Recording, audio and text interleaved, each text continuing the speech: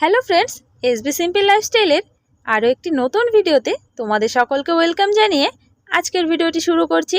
সকালে উঠেই বাসন মাজছি। আজ 7টা থেকে ঘুম থেকে উঠেছি।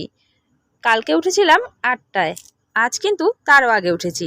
উঠলাম যখন ভাবছি মাকে একটু কাজে সাহায্য করে দিই।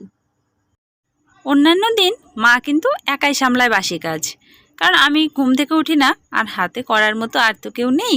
দাদা বিয়ে করলে হয়তো বৌদি এসে করবে, এখন তো আমি আর মা রয়েছি। তাই ভাবলাম মাকে একটু বাসনটা মেজে দিই। রোজ সকালে মা উঠে করে নেয় নিজেরটা নিজেই।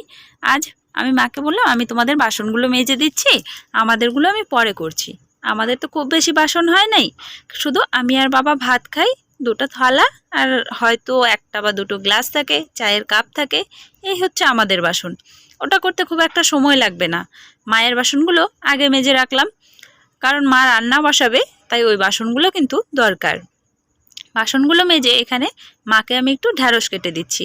ঢ্যাঁড়স ভাজি করবে, আর করবে ছোট আলু দিয়ে রসা, মিষ্টি কুমড়োর ডোকা দিয়ে। আমাদের বাড়িতেই একটা মিষ্টি কুমড়োর গাছ হয়েছে, খুব বেশি ডোকা হয়নি, তবু দু একটা করে ওর মধ্যে থেকেই কিন্তু এনে খাওয়া হয়। আজও মা দেখি একটা ডোকা কেটে রেখেছে, সেটা দিয়েই আজ রান্না হবে আলুর তরকারি। আর এখানে আমি দেখো বাড়ির একটা পাশে জমিতে কি সুন্দর গিমে শাক হয়েছে। জমিতে বলবো না, জমির আল বাঁধা হয়েছে নতুন করে। সেই নতুন মাটিতে এত সুন্দর গিমে শাক হয়েছে, একদম কচি কচি। ভাবলাম আজ নিয়ে একটু রান্না করব।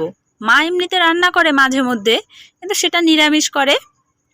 আর এই ধরনের জিনিসগুলো একটু পেঁয়াজ দিয়ে করলে কিন্তু খেতে বেশ ভালো লাগে। তাই ভাবলাম আজ একটু আমি করি, যদিও আমি খুব একটা ভালোবাসি না খেতে, তবু আজ রান্না করতে ইচ্ছে করলো, তাই কিন্তু রান্না করব। শাক তোলা হয়ে গেছে, চলে এলাম বাড়ি। বেশ অনেকগুলো শাক কিন্তু আমি তুলে নিয়েছি। এবারে মার রান্নাবান্না, পুজো দেওয়া সব হয়ে গেছে, খাওয়া দাওয়া করে নিলাম। তারপরে দাদা ফোন করে বলল রেশন দিচ্ছে, বাড়ির পাশে রেশন এসেছে। তাই চলে যাচ্ছি নাইটি পরে সাইকেল নিয়ে রেশন আনতে। বাবা যেহেতু কাজে, তাই আমাকেই যেতে হতো, আর মা খুব একটা যায় না। আমি বাড়িতে থাকলে আমিই যাই।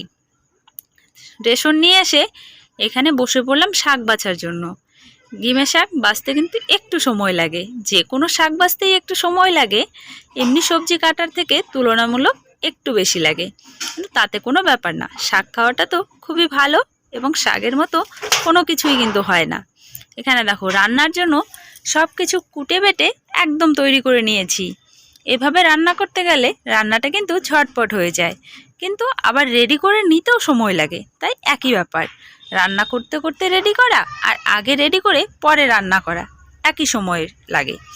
এখানে দেখো রান্না হয়ে গেছে। উচ্ছে আর মসুর ডাল দিয়ে একটা রেসিপি করেছিলাম, সেই রেসিপিটি যদি তোমরা দেখতে চাও আমাকে জানিও, আমি তোমাদের রেসিপিটি শেয়ার করব।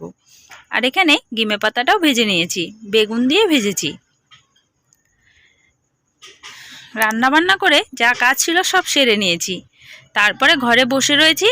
দেখো ব্যাঙটা চলে আসলো, ওকে আমি ভালোবেসে ব্যাঙ বলি। ওর নাম কিন্তু অভিরূপ, সবাই ডাকে অভি বলেই। আসলো, ও খুব একটা আসে না কোলে, ও নিজের মতো খেলতে ভালোবাসে। তাই আসলো যখন একটু আদর করছিলাম। চলো তাহলে আজকের ব্লগটা এখানেই শেষ করছি, দেখা হচ্ছে আগামীকাল।